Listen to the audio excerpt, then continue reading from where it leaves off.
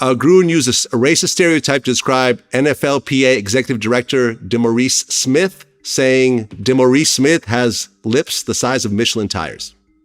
That's racist? If he said, when I walk in my locker room, it looks like I got a bunch of DeMaurice Smiths in there by the mouth, that would be a racial trope.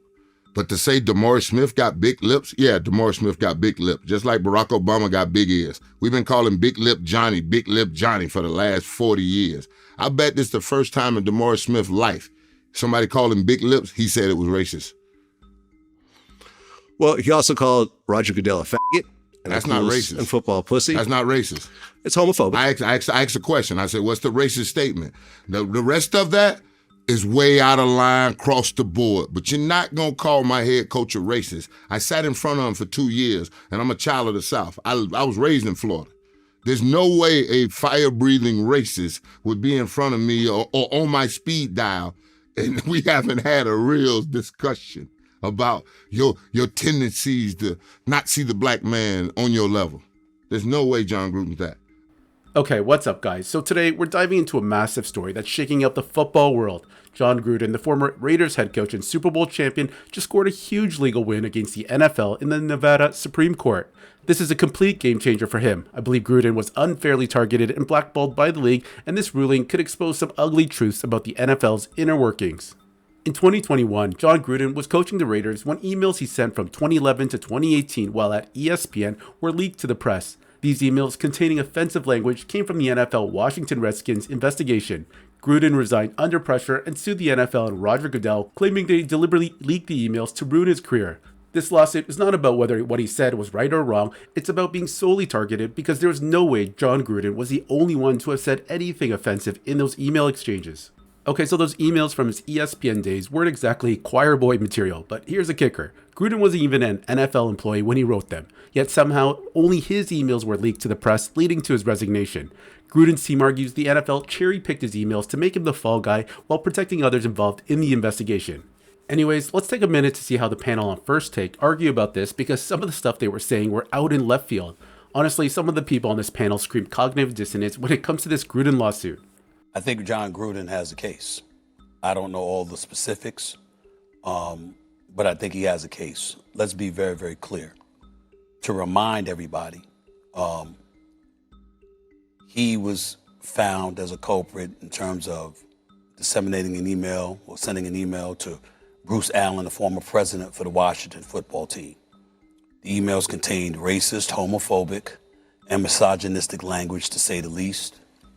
He spoke out in an insulting fashion against Roger Goodell. He spoke out he wrote that Goodell should not have urged the Rams to draft quote-unquote queers in reference to Michael Sam, the first openly gay player drafted in NFL history,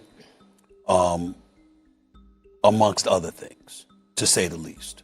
Nobody here is defending what was in those emails. But what he's saying is that it was leaked. And there's a whole bunch of stuff out there that could have been leaked, but somehow, some way, his stuff was leaked. He's worked for this network. There is no one who will deny he did an outstanding job covering football for us before he went back to being a coach for the Raiders. He's a champion, even though some would say that was Tony Dungy's team in Tampa and all of that. Won a championship there. It's one of those situations where I'm looking at him and I'm saying to myself, is all of this really, really worth it to keep him out of football forever? Never to be involved in football again, whether it's on the NFL level, collegiate level, whatever. The man is a born football coach, a born football mind. Emotionally torn on it because it feels like he's getting off on a technicality, because the league leaked his emails and he wasn't the only person that could have been done to. It's technically wrong. On the other hand, he's not the only misogynist, not the only racist, not the only homophobic person in the NFL. So I'm torn because I don't. Emotionally, you kind of have to take yourself out of it and say, does he deserve a second chance? sure, because you want to keep the deck even for everybody, right? But it's just hard for me to wrap my head around all of this, Talk for given me the too. nature of the emails. Stephen A. Smith is 100% correct that Jon Gruden has a case, and this is the NFL's worst nightmare, that the Nevada Supreme Court ruled that the lawsuit against the NFL cannot be forced into private arbitration. Anyways, I'm also curious what Kimberly Martin thinks is worse. The content of Gruden's email, where if we're going to be honest, some of those words are going to be used inside NFL locker rooms all year round, or how about some of the violent incidents these athletes have been in where they've been allowed to continue playing on?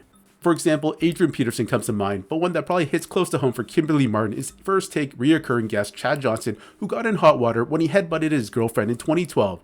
Although he was cut by the Miami Dolphins and never rejoined the league, I wonder how she feels that ESPN has let Ocho on First Take as a reoccurring guest and are now even considering him on the show to replace Shannon Sharp. Well, it's not even, because you got caught.